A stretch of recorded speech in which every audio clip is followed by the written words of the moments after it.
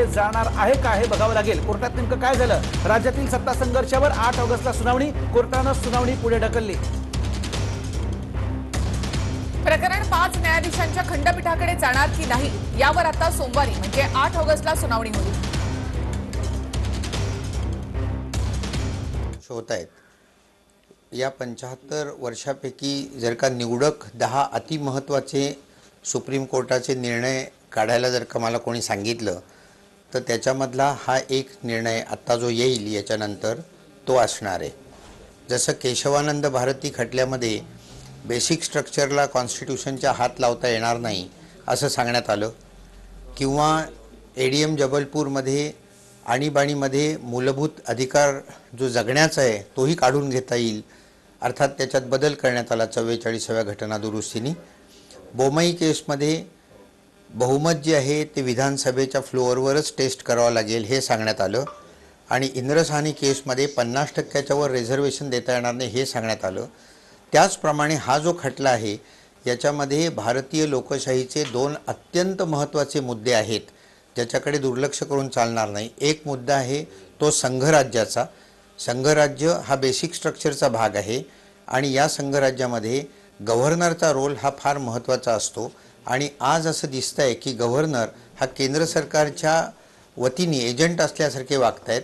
म्हणून सुप्रीम कोर्टाने त्यांना पूर्वीच सांगितलं होतं की तुम्ही त्या राज्याचे कॉन्स्टिट्यूशनल हेड आहात आणि कॉन्स्टिट्यूशनप्रमाणे तुम्हाला निर्णय घ्यायला पाहिजेत, तेव्हा गव्हर्नरची भूमिका इथे ठरवावी लागणार आहे।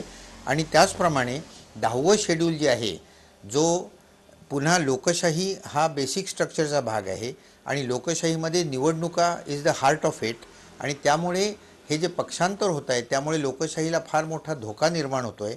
त्यामुळे या निर्णयामध्ये एक पहिली गोष्ट अशी की याच्यासाठी ही जी केस आहे ती घटनापीठाकडे सोपवणं योग्य ठरेल असं मला वाटतं। सोमवारी तो निर्णय ते घेणार आहेत, आणि तसा जर का त्यांनी घेतला तर राज्यपालांची भूमिका काय एक, आणि पक्षांतरबंदी कायद्याचा अर्थ एक्झॅक्ट काय 2, या 2 गोष्टी त्यांना कायमच्या ठरवाव्या लागतील। आणि सुप्रीम कोर्टाने एकदा निर्णय घेतला की 141 कलमाखाली तो सर्व न्यायालयांवर बंधनकारक असतो, कारण शेवट एक लक्षात ठेवा की भारतामध्ये आता 28 राज्य आहेत, प्रत्येक राज्यात गव्हर्नर आहे, प्रत्येक राज्यात लोकशाही आहे आणि प्रत्येक राज्यात पक्षांतर होत आहेत। त्यामुळे हा संपूर्ण भारताला प्रभावित करणारा राजकीय निर्णय होणार आहे, त्यामुळे याचं महत्त्व फार मोठं आहे। सर, आजच्या सुनावणीमध्ये ही सुनावणी आहे ती घटनापीठाकडे देऊ नये, तुम्हीच असा काही निर्णय आहे तो?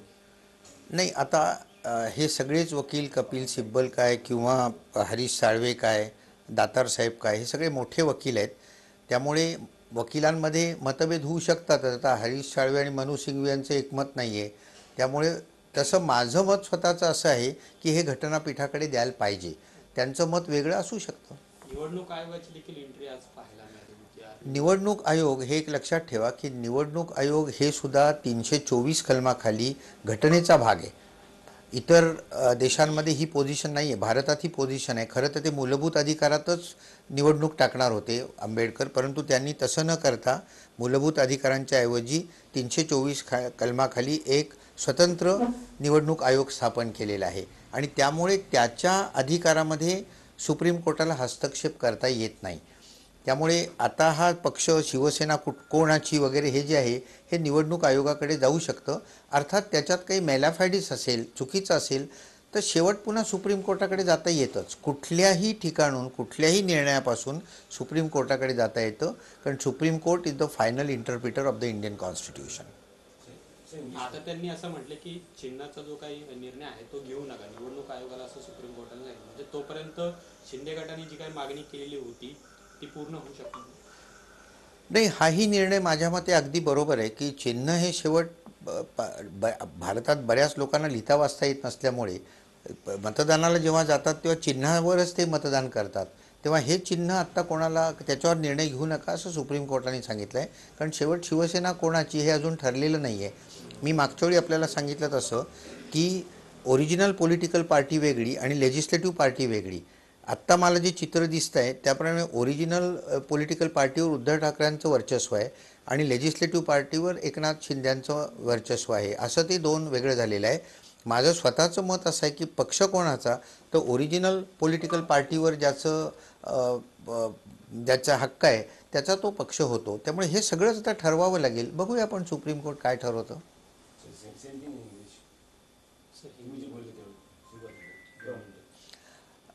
See, the point is that this case is one of the most important cases in independent India. Just like Keshavananda Bharati case, where it was decided that basic structure of the Indian constitution cannot be changed by parliament, or Bomai case that the majority must be tested on the floor of the legislature, or Indra Sahni case that reservation cannot exceed 50%. Now, similarly, you will find